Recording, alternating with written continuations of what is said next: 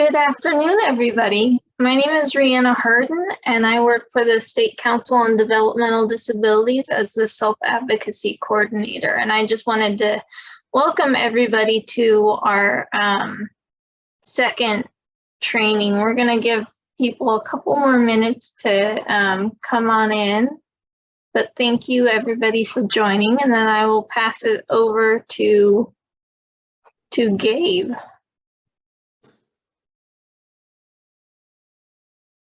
Good morning or good afternoon, everyone. Happy Friday. Like Rihanna said, we'll get started in just a few minutes. Give folks a few extra minutes to log on to join. But thank you all again for joining us today.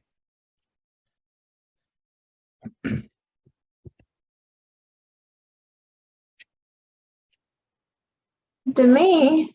All right. Well, again, thank you all so much for joining us today. Really happy to have you here. This is our final in our series of ongoing discussions ahead of the November election. So I'm sure many of you all have received a lot of your voting information. Many of you may have even completed your ballot already, but we're going to talk a little bit about some things to kind of keep in mind as the weeks approach coming up to election day, and just some things to kind of keep in mind in terms of resources that are available to help you map out how you want to vote.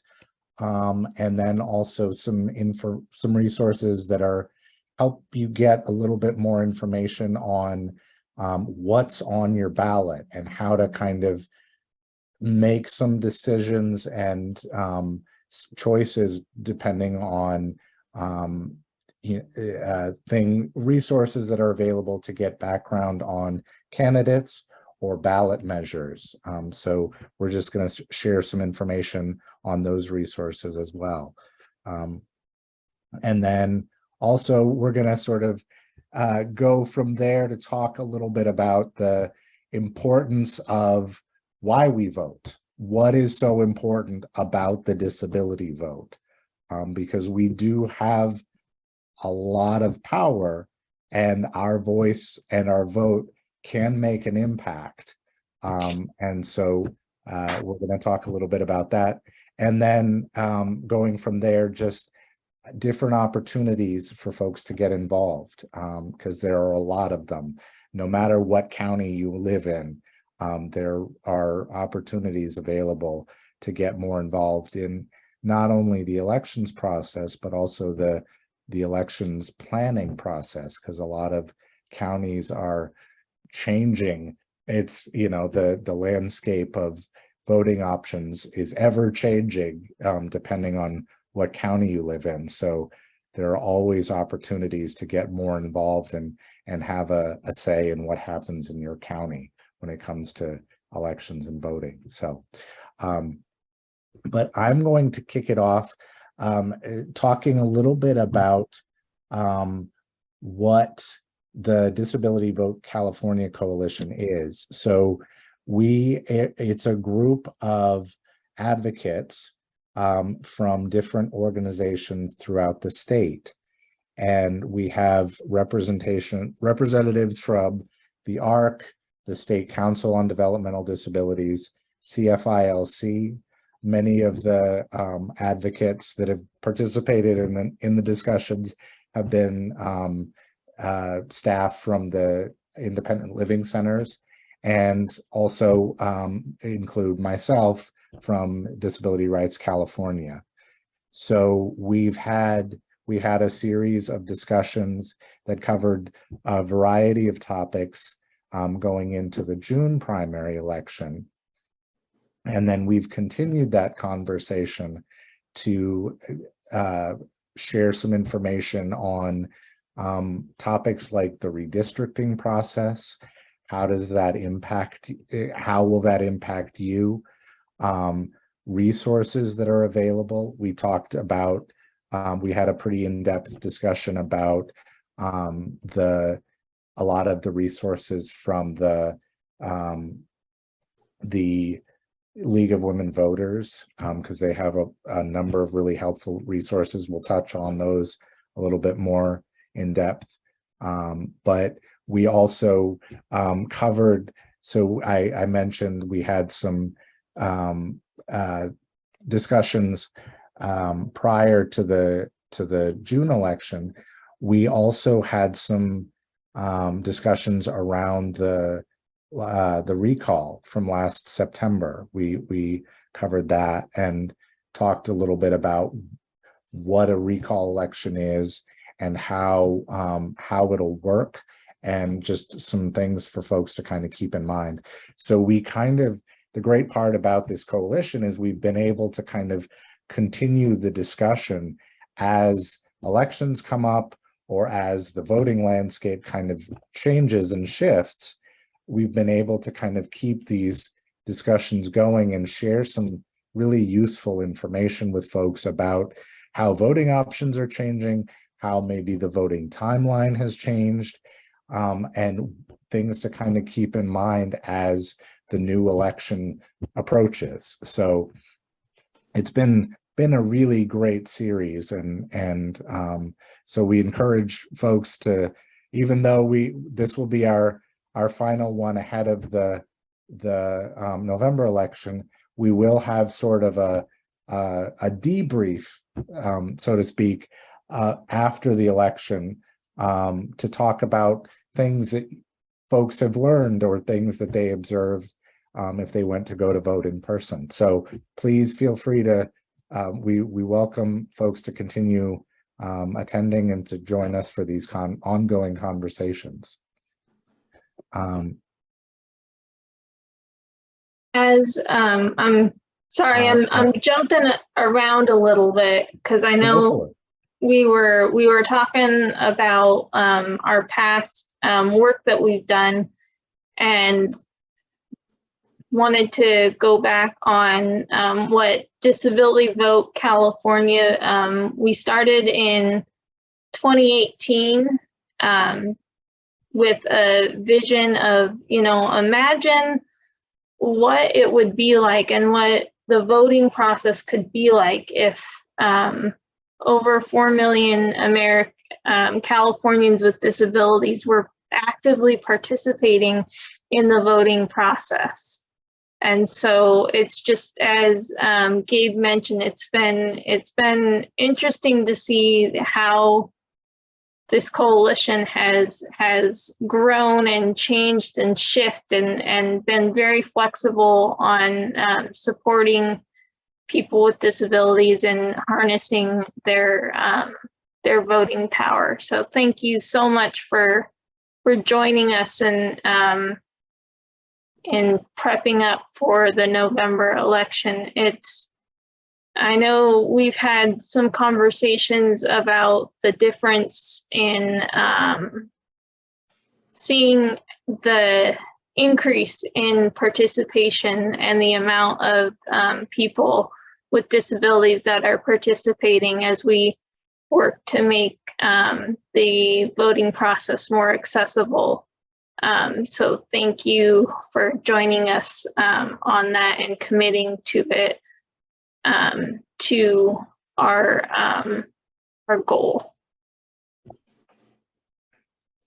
Yes, definitely. And the other thing too that's really has been great about these discussions is that a lot of folks have different experiences, either being a part of the planning process or being having experienced different options for the voting to cast their ballot, and seen things change in their county or maybe on a statewide level, and they've shared some of those observations and those experiences, and that's really helped kind of enrich the conversation even more, because you see how dramatic the changes have been, but also being able to see in a lot of respects how voting options and the whole overall process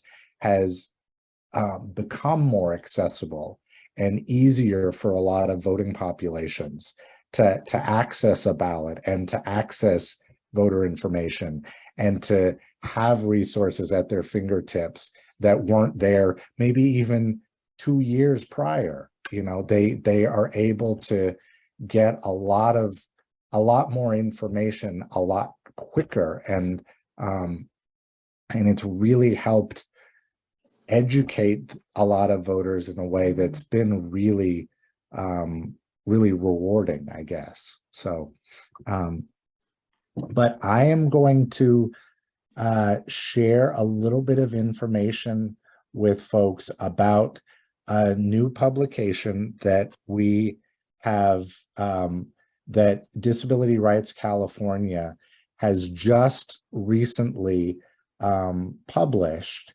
It, for any of you all who have not visited our publications website, we have a section of our website that has publications on a wide variety of different topics. So Disability Rights California is the statewide protection and advocacy organization for people with disabilities. So we provide publications in a lot of different advocacy areas, informing people about their rights in who have particular issues, whether it's education, or if they are in facility, or if they are in under a conservatorship. We provide information in these publications to inform people about their rights and different things that they can do to advocate for themselves. So we created this publication on how to make a plan for voting, because a lot of people with particular disabilities, to go out and vote is not just as simple and clear cut as it may be for somebody who does not have a disability. Because for voters with particular disabilities, they may have to map out, okay, when can I go vote? Okay, how can I, what options are the most accessible to me? Okay, where can I go vote? Whether it's, am I going to a polling place or am I going to a vote center? What resources do I need to be able to complete my ballot? So with those questions in mind, we created a resource that is kind of a little bit of a cheat sheet, or just kind of a checklist for somebody to be able to fill out, whether it's by themselves or if somebody wants to sit down with maybe a family member, a friend, an attendant, if they work with an attendant, or maybe somebody at, if they are an ILC consumer, maybe with an advocate at their ILC. But it's a way to kind of map out how they're going to go vote, what their voting experience will look like in November. And so it's a way for them to kind of plan out what the voting experience will look like and be able to kind of help them check things off as they're thinking about them, and figure out, okay, well, I want to go vote a couple days ahead of time, so I'm going to choose to vote the Saturday before Election Day, Tuesday. Okay, well, where do I want to go vote? So it allows somebody to figure out what location they want to go to, whether it's maybe they live in a polling place county, but they know that early voting might be available at particular sites. So they can check that off. Okay, when do I want to go vote? And so they do that. Okay, do I want to go with anybody? Do I need any assistance? What type of assistance? Do I want to ask assistance from a family member or a friend? Or do I want to get assistance from somebody at the voting location, whether it's a poll worker or a vote center staff worker? And even things of like, do I need to update my voter registration? Maybe you've moved, or maybe you've changed your political party. So you want to make sure to do that.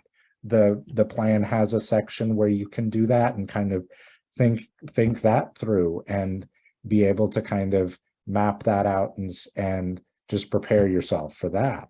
So it's all of these things that you kind of think about, or maybe you make those decisions without thinking about them, but it would be really helpful to kind of keep track of them. So the voting plan allows you to do that. And you don't have to fill out every single box. You can just fill out the things that are most helpful for you as sort of gentle reminders when you go to vote, or maybe you're completing your vote by mail ballot at home. It has a section for that as well. So all of those little things that you kind of think about, but it might be helpful if you had it all mapped out to just kind of have with you right ready if you need them. So the voting plan is available. We have it in hard copy format, but it is available also through our website, the publication's website. And you can always follow up with me directly if you have questions about it. Because as I said, this is just one of many voting publications that we have available to people. So please feel free to reach out to me after today's discussion if you have questions about that afterwards. So I am now going to turn it over to Colin to kind of walk through. We talked a little bit about the difference between polling places and vote centers, but Colin's going to share a little bit more about the differences and how they compare with each other. Hey, so I am Colin Thoma. I am a citizen change advocate at Disability Services and Legal Center up here in Summit County. So I'm gonna start off with a polling place. Counties. So the way counties elections look in a polling place county is you can only vote on election day. Some counties may have early voting options. They will have, so you can only vote on election day. You will have drop boxes, and curbside voting is available. And there will be some accessibility tools, but not as many as a Voters' Choice Act county. So it's more basic, and you can only go vote at a designated polling place in your county. So it's a little hard to vote, not as convenient, and your options are more limited. In a Voters' Choice Act county, there's way more, you have more time to vote and more options to go vote in person. The Voters' Choice Act is a new concept. Counties must administer an election administration plan before they become a Voters' Choice Act county. But once they do, there's going to be a certain number of vote centers are now, polling places are now vote centers, and a certain amount will open up 10 days before election, so that'll be October 29th, and then a bunch more will open up 4 days before the election, which will be November 1st. An example is Summit County is a Voters' Choice Act county, and we will have about 7 open up 10 days before, and then another 24 open up 4 days before the election. One of the great benefits of a Voters' Choice Act county is you can go vote anywhere in the county. You do not have to go to a certain vote center. but you will need to bring your ballot. This differs from polling place where we have to go to a designated polling place. There will be more accessibility tools, assistive technology tools such as a touchscreen tablet, connections for your own device, an audio tactile device, which is a remote control basically for navigating a touchscreen device. And then in addition to vote centers, there's going to be a lot more ballot drop boxes. Counties that use the traditional polling place do have ballot drop boxes, but there's going to be a little bit more in the voters' choice at county. Vote centers also tend to be a little bit better spread out, so you don't have to go as far. And if you're in a more rural county like Sonoma is, they're gonna be a little bit closer to you, so you don't have to go to one of the bigger towns in the county.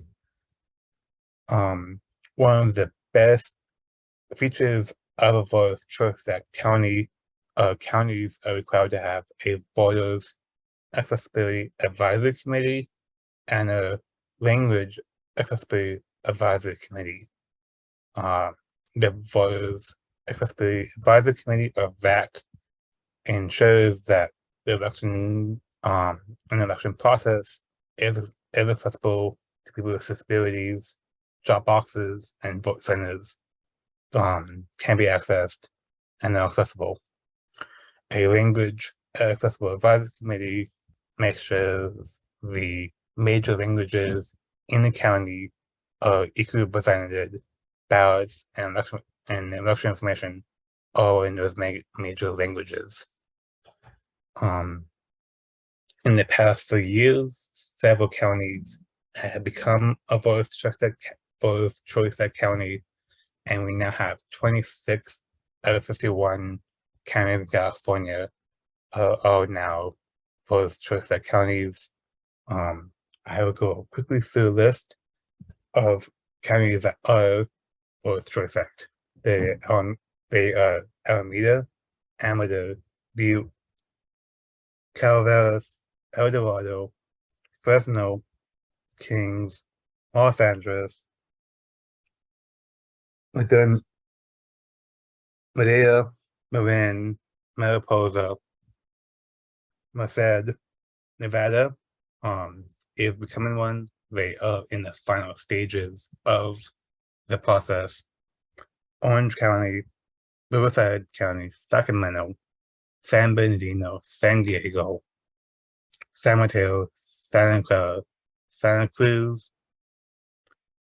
Salinas, Tuolumne, Ventura, and Yolo counties.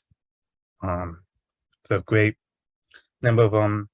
And to quickly recap, Aurora Stratford County will have a lot. Some vote centers open 10 days before, a bunch will open up 4 days before. You can go vote anywhere in the county, and there'll be a lot more drop boxes and assistive technology tools at the vote center. Thank you.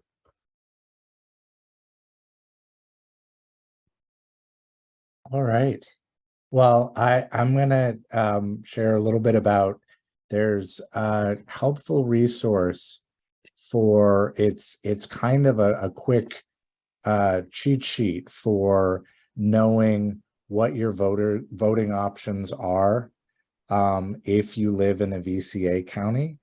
It's a resource put out through the California Common Cause, and it gives just a brief 1-page summary of what it means to be a VCA county and what your voting options are, and also things to kind of keep in mind in terms of when you need to vote and where you go to return your ballot.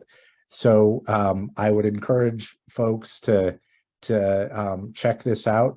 California Common Cause, just as a a general resource, has a lot of really great information. They do a lot of voting advocacy just throughout the state on a lot of different issues as well. But they have a lot of really helpful information. So I will put the link to this one pager in the chat, but I encourage folks to go check that out, and also just a lot of the other general information that Common Cause includes on their website as well.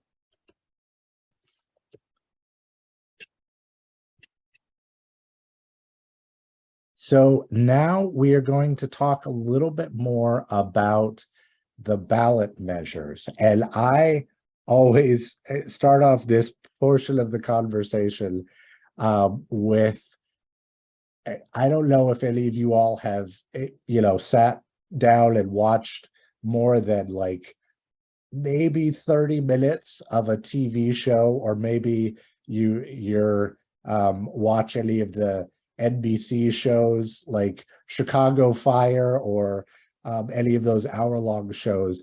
But if you sit for any length of time in these past like week or two, I've seen so many commercials talking about the ballot measures, the propositions that are going to be appearing on the November ballot. And it is incredibly hard to understand what these ballot measures are about, understand what the background is, where these ballot measures started, why, what they will do if they are passed, what will happen if they don't pass. So there are some really great resources available to kind of sift through and get not only some helpful tips of how to understand them better, but also some really great resources to kind of dig deeper and understand what will happen if you vote in support of these ballot measures, what will happen if you choose to vote no on these ballot measures. So this first resource is a series of, it's a link through the Secretary of State's website on, there's a series of videos that kind of walk through an explanation of each of the ballot measures and what they mean, and what they sort of a better explanation on the background of the ballot measures. So I will put that in the chat. Oh, give me just one moment. But also, and it also has not only here, there are two links. The first link that I'm going to put in the chat is a link that just talks about the general ballot measure themselves. And then following that is the link that I just mentioned that has a video description of each of those ballot measures and what they mean. So, or Rihanna, do you have access to that? I thought I had it. But let's see.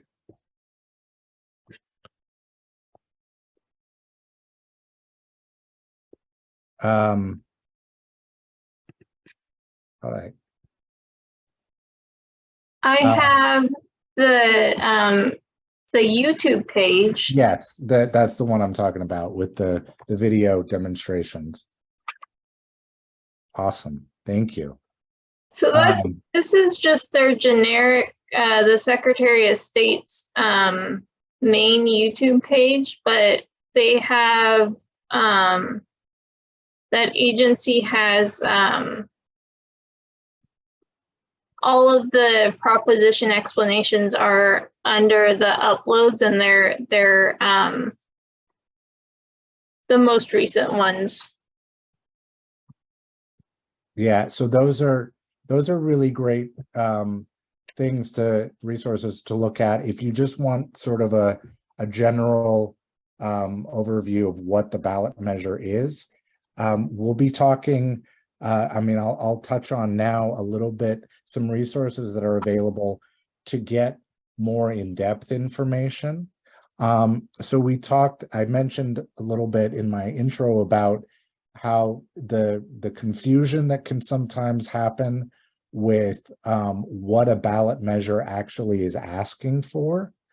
And especially it gets complicated when you see these mixed messages that are saying, vote yes on Proposition 29, vote no on Proposition 29, vote yes on Proposition 56, vote no. And so there's the League of Women Voters has a resource called the Easy Voter Guide, and it's available in multiple languages. So if you need it available to you, it has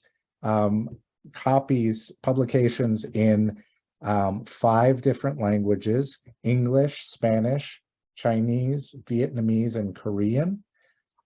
So it has a breakdown of each of the different ballot measures, each of the propositions, and it gives a very helpful background explanation.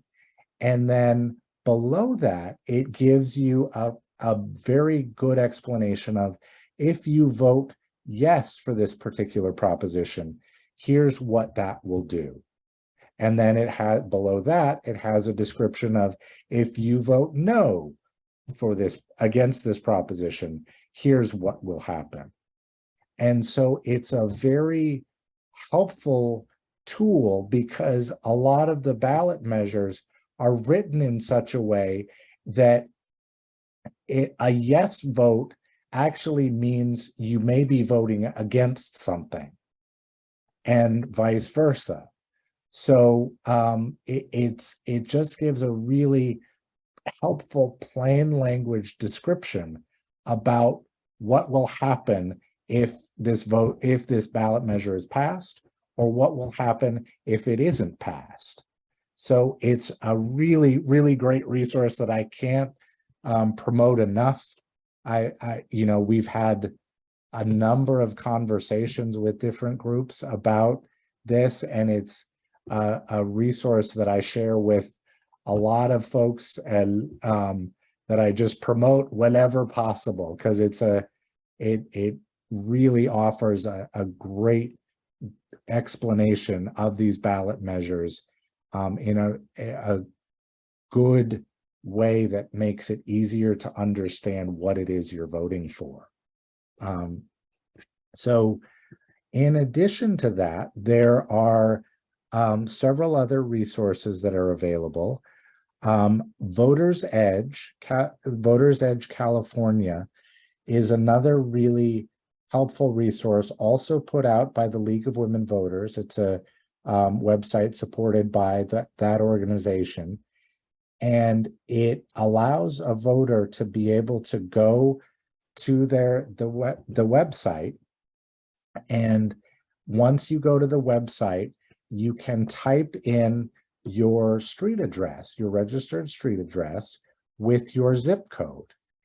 And it will, there's an icon on their home screen that says "Find my ballot," and you can type in your registered mailing address and your zip code, and then you click "Find my ballot," and it will call up all of the relevant ballot contests for the upcoming election.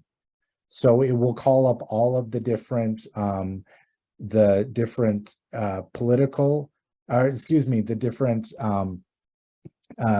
positions that are going to be on the ballot coming up for different candidate contests. And it will also call up any particular ballot measures that are specific to your voting district. And one of the best features on it that it includes is there's a section on it for any of the candidates to be able to upload candidate statements for people to look at. And for folks who don't know what candidate statements are, these are kind of the plans that folks will submit, things to kind of that they're hoping to accomplish if they are elected to office. So it's a really great way to kind of get to know what it is, who a candidate is, but also what it is they hope to accomplish if they are elected to office. So it's a really, really helpful resource that that is available to you. Also, as I said, put out by the League of Women Voters. And then in addition to those two resources, as I mentioned, the Disability Vote California Coalition is a partnership of multiple organizations throughout the state that do advocacy work for people with disabilities. So the Disability Organizing Network is a resource that is supported by the ILCs throughout the state, the Independent Living Centers, and the California Foundation for Independent Living Centers, CFILC, based in Sacramento. So it is a resource that is available for folks to, if you're wanting to get some more information, or maybe you need advocacy support, or want to get more involved in maybe voting work or any voting initiatives that people with disabilities are participating with in your county. The Disability Organizing Network, it has contacts and has information on how to get connected with advocates from the independent living centers in your county that cover your county, because each independent living center covers multiple counties. So you can go there, type in your county, whatever county you live in, and it will call up, it will show you information on the ILC that covers your county area. So it's a really, really helpful resource. Then also, I mentioned the State Council on Developmental Disabilities. They are another really great resource that's available for folks to get more involved and engaged with the intellectual and developmental disability community. So they have a lot of really helpful resources as well. And then I mentioned DRC. We have our voting rights publications, but we also, in addition to that, we have link on our page on our website that gives information about our hotline that's available. So I saw Rihanna put it in the chat, but we provide our hotline, our voting hotline, is a free service for people with disabilities. And we promote it particularly during election time, but it's available year round. If folks have questions about voting options, maybe during off election times, or maybe they want to change or update their voter registration status, but aren't sure how to do that, we offer the hotline as a resource for people who have questions or need resources or assistance getting connected with different services with their county elections office. So please feel free to reach out if you have any questions or need additional resources from any of us. And we all work together. So if I don't have the answer, you can feel free to reach out to Rihanna or Colin, or we're going to hear next from Ben. So he'll be sharing some information about the importance of the disability voting block. So I will turn it over to Ben to lead that portion of the discussion. Thank you, Kate. Hello, everybody. Good afternoon. My name is Ben McMullen. I'm the Systems Change Manager at Center for Independence of Individuals with Disabilities in San Mateo County.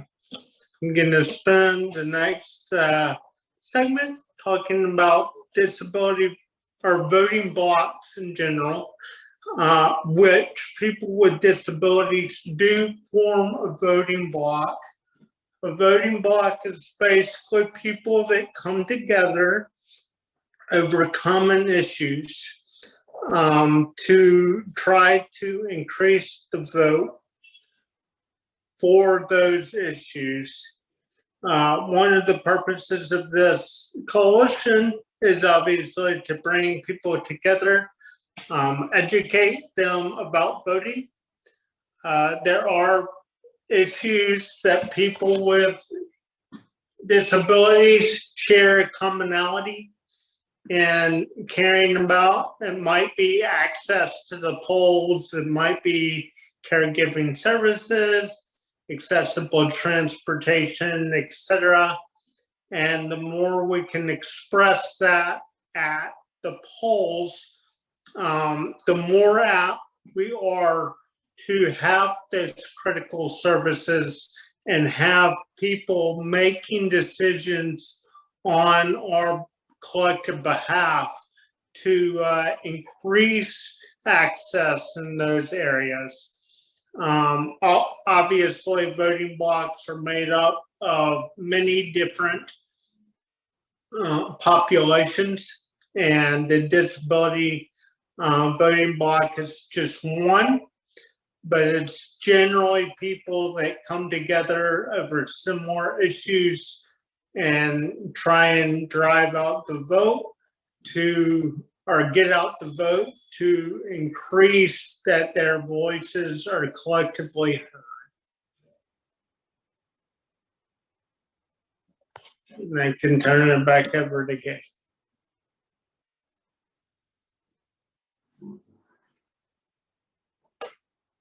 All right. So next we're going to hear from Carrie Madden. She is one of the advocates at the one of the independent living centers based in Southern California in LA County.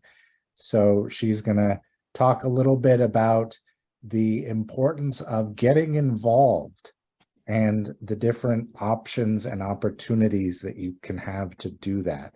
Because as I said before, there are many of them. And so if one doesn't feel exactly right for you, there are likely many others that you can get involved with. So I will turn it over to Carrie. Hello, everyone. My name is Carrie Madden, and I'm from CalLife Independent Living Center in downtown Los Angeles, and I'm a systems change advocate. And so the different ways you can get involved with the whole voting system, the process. One of the ways is through what is known as a VAC. That's the Voting Accessibility Advisory Committee. And you'll find those through your county's register recorder's office. Now, I joined my VAC in LA County, and all it took for me to join was just a simple email to the person in charge of the VAC. And she told me when the time and dates were, and I just showed up. And I even, after the meeting, I said, I sent her an email and I said, so how do I become a member? And she said, you are a member. Just by inquiring, you became a member and you joined us. I was like, wow, that was the easiest procedure ever to join a committee. So that for ours was very simple. There might be some other rules for the different locations, but it doesn't help. Just doesn't hurt. Just drop them an email, say, hey, I'm interested in voting.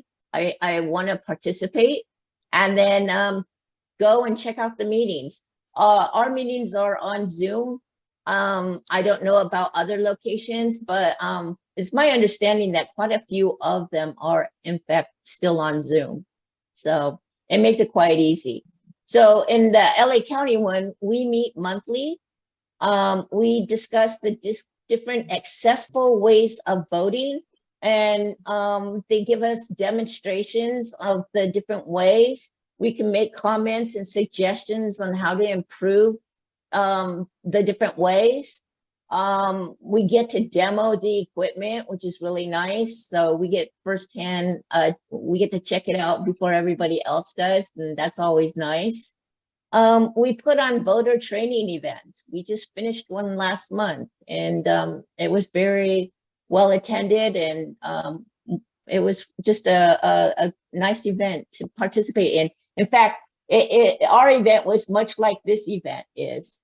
We went over making a plan to vote and the different ways of voting. So it's very similar to these types of meetings.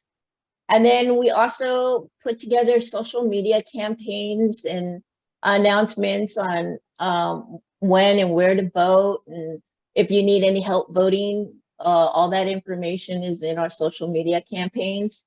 And also, which is really nice, is that we also put out videos about the technology of voting.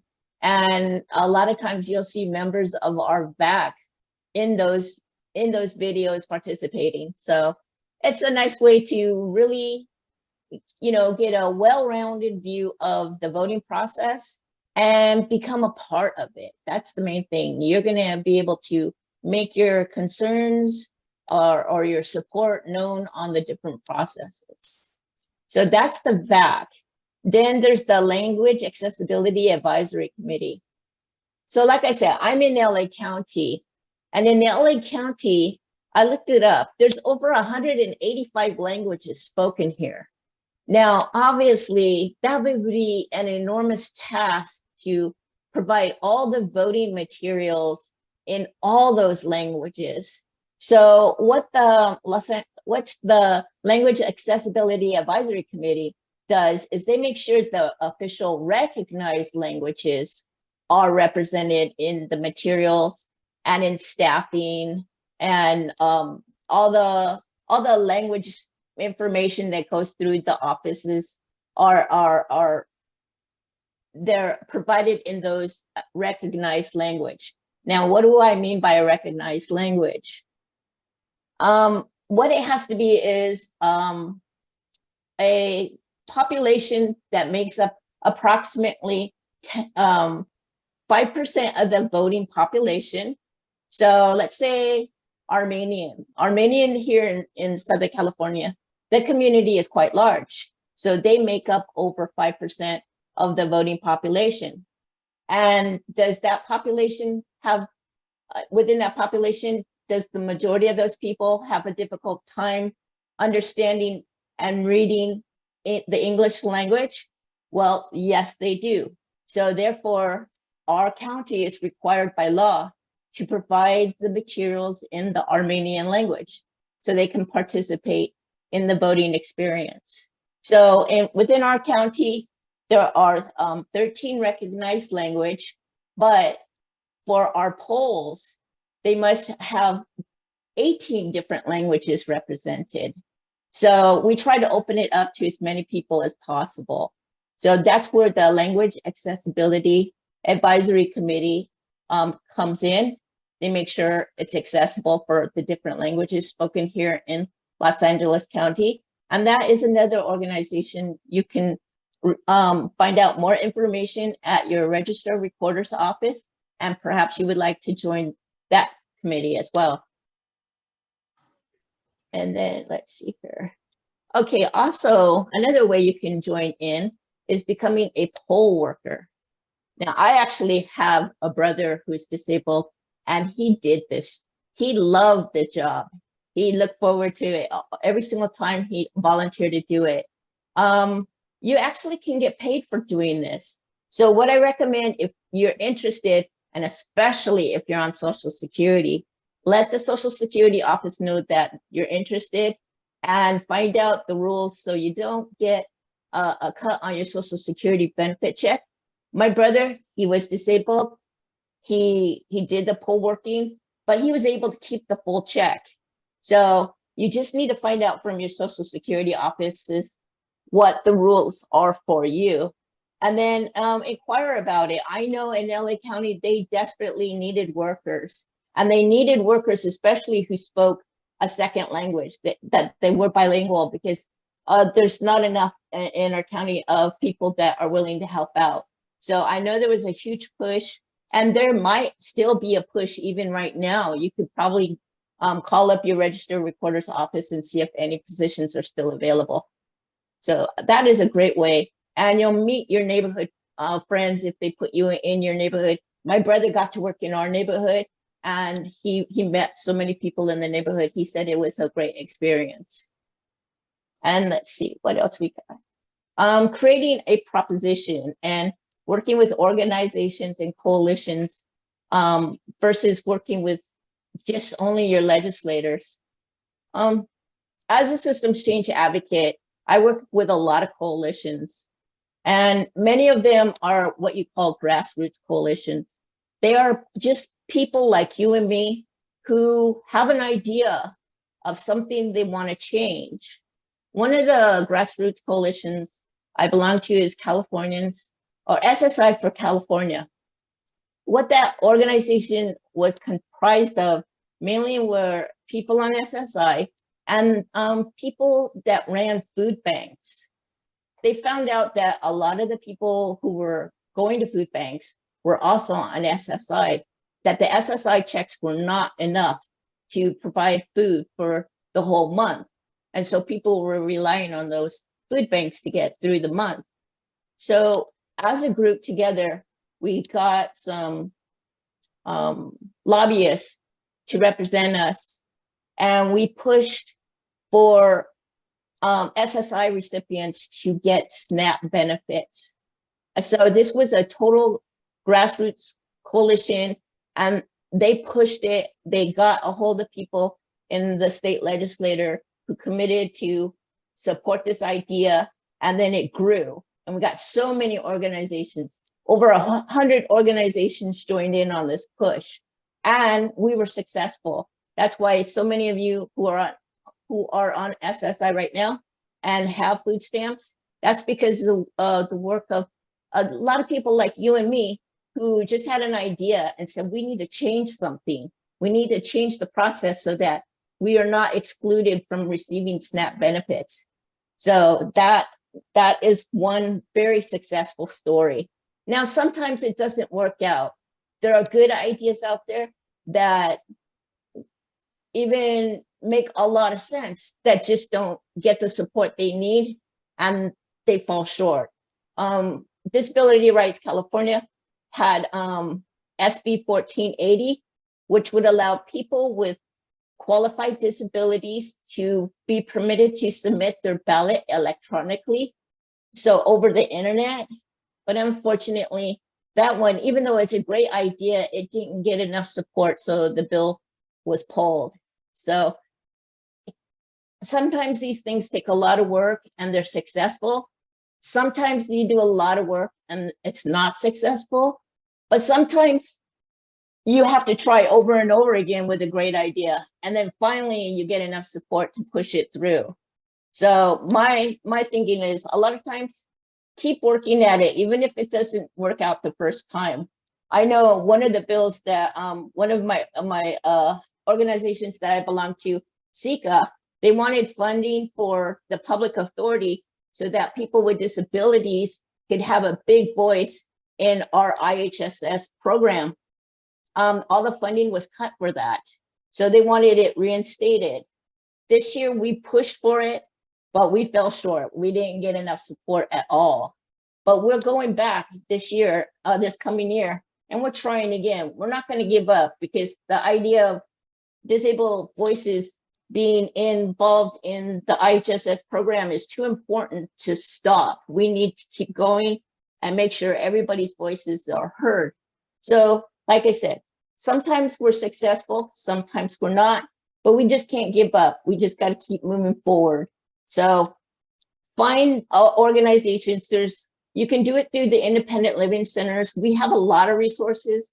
If you have an interest in home care, if you have an interest in voting, if you have an interest in transportation, all these programs, ILC's independent living centers can help you find the resources. But there are also other programs like SCDD can help you, Disability Rights California can help you.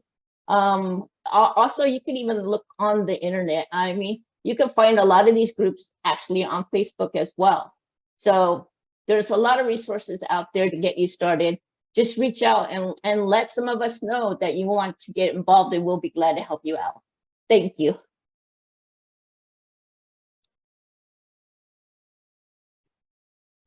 Thank you, Carrie. I also will say, too, that it's actually got brought up yesterday at a discussion I was a part of, that another opportunity that a lot of is really helpful and beneficial is that a lot of the counties do demonstrations of their voting systems. And so they will bring out the voting machines to different community events, or if you're staff at a particular service agency and wanted to just have a demonstration for folks that you work with at your agency, they are very willing and sometimes eager to provide those demonstrations, because not only does it give the opportunity for folks to try out the voting machines and maybe get more folks out voting in person, but it also helps them be a more visible presence out in the community, and get connected with different individuals and organizations that do a lot of really great work. Because a lot of we talked about or Carrie mentioned the different accessibility or the advisory committees, and a lot of those committee members will participate and collaborate on events that county election staff do out in the community. So all of these different opportunities that are available for folks to get involved are really, really important and can be very rewarding. So so at this point, I just wanted to thank you all for being a part of our conversation.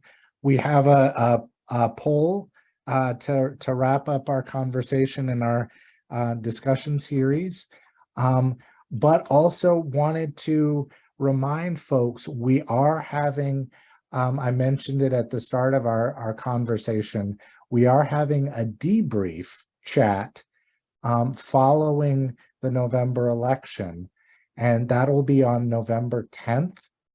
So we would very, very much appreciate if you all would join us for that, or if you know folks that might be interested in attending that chat, we would welcome you to come.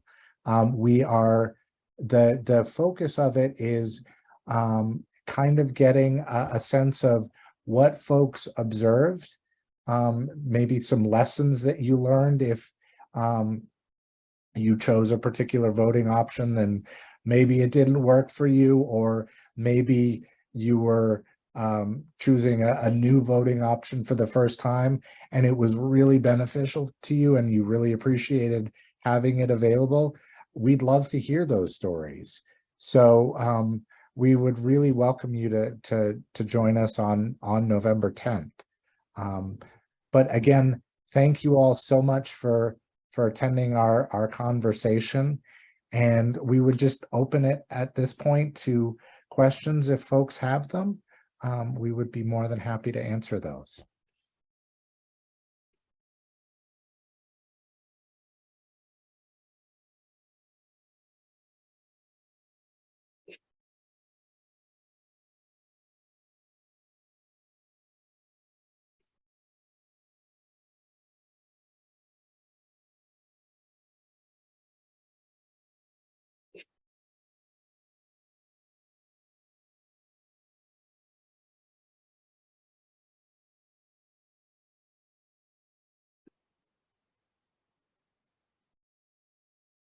Oh, so there was a question in the chat from Patricia.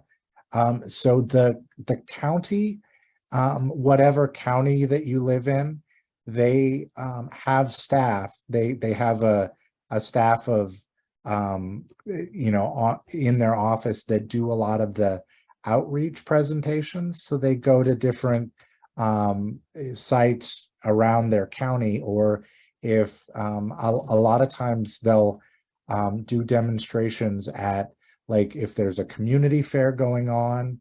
I've seen them. I myself live in LA County, and they've done demonstration events at like the LA County Fair, or they'll partner with service organizations, or sometimes they'll do demonstrations at colleges and universities. But there are a lot of different opportunities. So it's just a matter of connecting with them and explaining what type of event you have, if you're part of an organization, or if you're interested in attending a demonstration, asking what events they might be attending to provide those demonstrations in the future. Great, thank you. Yeah.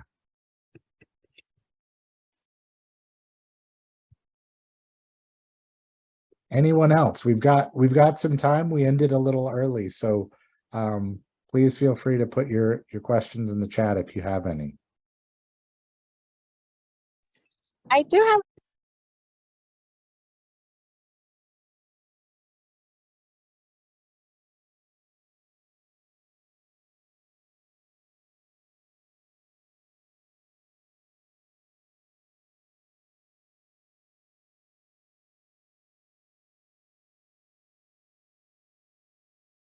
And again, thank you so much, everybody, for coming.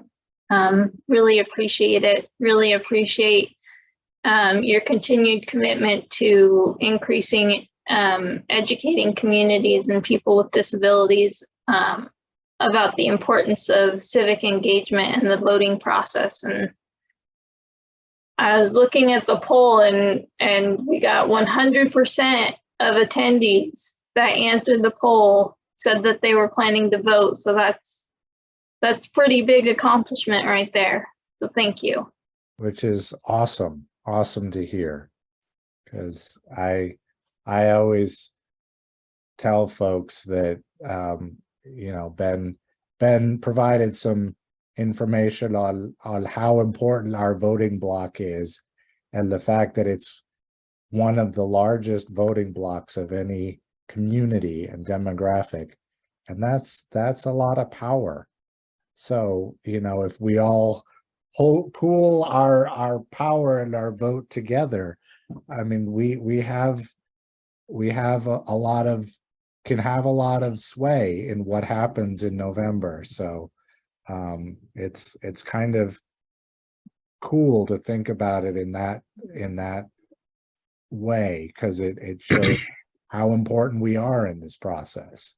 So, and Gabe, I will add to that. I think I read in my research, I don't know if I noted this during my segment, but during the past election, we were one of the voting blocks that increased the most across all voting blocks. Wow. So that's definitely some momentum to keep up. And if we could have done it in one election cycle, we can continue to even grow that to larger numbers in subsequent voting cycles. Definitely. That is, things like that are just awesome to hear, because it not only does it show that how much power we have, but also how things are moving forward in really positive, impactful ways. So that's really cool. Absolutely. Yeah. Going on what Gabe and Ben said, the 2020 presidential election nationwide, 17.7 million people with disabilities came out to vote, which shattered the previous record set in 2016 at 16 million. So nearly 2 million more people came out to vote. So let's keep the numbers up and see if we can break it this election cycle. Yeah. Sorry, you kind of want to have like a little tally of like how did we do this election and see if we can beat it every election cycle. It's kind of Exactly. so. And some of the I mentioned in my part of talking about what choice-like counties is. In 2020, Summit County was not a blue state county yet, but we were close enough to becoming one where we basically used the model to conduct the election and had the highest turnout in the state. I think it was upwards around 90%, which is huge. Wow. That's awesome. That is very cool. Well, thank you all again so much for joining us. We really appreciate it. We look forward hopefully to seeing you all during our debrief chat. Again, that will be on November 10th. So we will send out and be posting information about the chat as it gets closer. But we would definitely welcome you all to join us. But again, just thank you so much for attending and being a part of our conversation. And please get out and vote, because the more of us that raise our voice in this process, the more change we see. So, and as we can see, it's a lot of change for the better. So continue to make your voice heard. So thank you all so much, and hope everyone has a nice weekend as well. It's